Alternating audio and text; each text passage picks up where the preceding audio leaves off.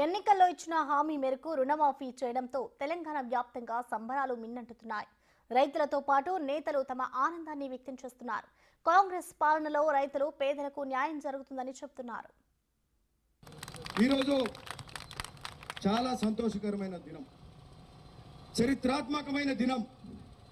ఈరోజు ఎప్పుడు కూడా ఎవరు కూడా అనుకోలే 1,00,000 రూపాయలు రుణమాఫీ చేయలేని ప్రభుత్వాలు ఈరోజు 2 లక్షల రూపాయలు రుణమాఫీ అన్నారు. అసలు వీళ్ళు చేస్తారా అనే అనుమానం ఉండే.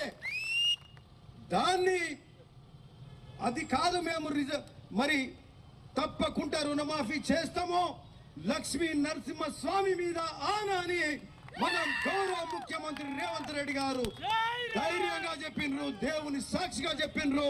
ఒక్క 3 నెలల కింద ఇదే భువనగిరి గడ్డ మీద తెలంగాణ రాష్ట్రంలో మొదటిసారి మన భువనగిరి నుంచి అనౌన్స్ చేసిండు.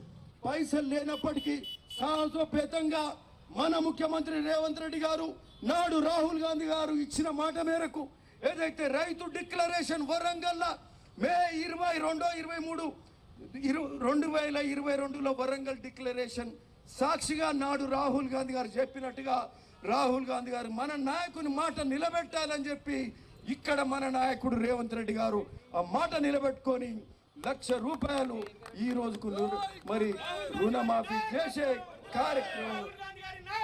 ఇది ఎంత గొప్ప విషయం అని చెప్పి సందర్భంగా చెప్తా ఉన్నా. ఇది ఎప్పుడన్నా విన్నామా, చూసినామా? నాడు కాంగ్రెస్ హయాంలో వైఎస్ రాజశేఖర రెడ్డి గారు ఉన్నప్పుడే రైతు రుణమాఫీ అయింది. రైతుల పక్షపాతం అంటే కాంగ్రెస్ తోటే జరుగుతుంది. మరి ఈరోజు రాష్ట్ర ప్రభుత్వం తీసుకున్నటువంటి నిర్ణయం ఎంతో మంది పేద రైతులకి లబ్ధి చేకూరేలాగుంది.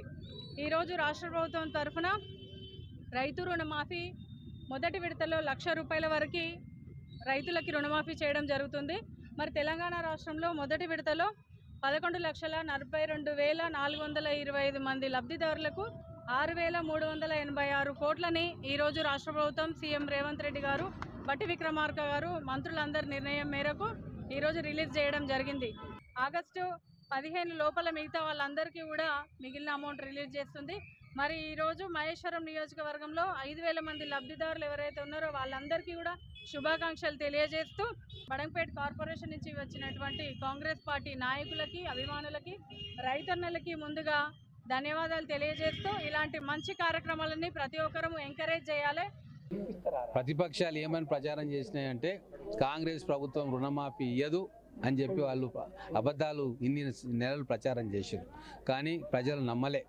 కాంగ్రెస్ ప్రభుత్వం గతంలో 2004లో అధికారానికి వచ్చి ఎట్లయితే రుణమాఫీ చేసినరో మళ్ళీ కూడా కాంగ్రెస్ ప్రభుత్వం ఇచ్చిన మాట తప్పదన్న నమ్మకంతో వాళ్ళు బీఆర్ఎస్ పార్టీని బొందబెట్టి కాంగ్రెస్ పార్టీని అధికారంలోకి తీసుకొచ్చారు. ఇటువంటి గొప్ప కార్యాచరణ కానీ రైతుల కోసం స్వాతంత్రం వచ్చినప్పటి నుంచి ఇప్పటిదాకా ఏ రాష్ట్ర ప్రభుత్వాలు చేయలే. మళ్ళీ దానికి స్ఫూర్తి గతంలో మన్మోహన్ సింగ్ గారు ఉన్నప్పుడు 70,000 కోట్ల రైతుల రుణాన్ని మాఫీ చేశారు. కాబట్టి ఈరోజు తెలంగాణ ప్రజలకు నేను చెప్పదలుచుకున్నది ఏంటంటే రైతుల పక్షాన నిజంగా సానుభూతితోటి వాళ్ళ కష్టాలను చూసి చెలించి వాళ్ళ బాధలను తొలగించే ఏకైక పార్టీ కాంగ్రెస్ పార్టీ.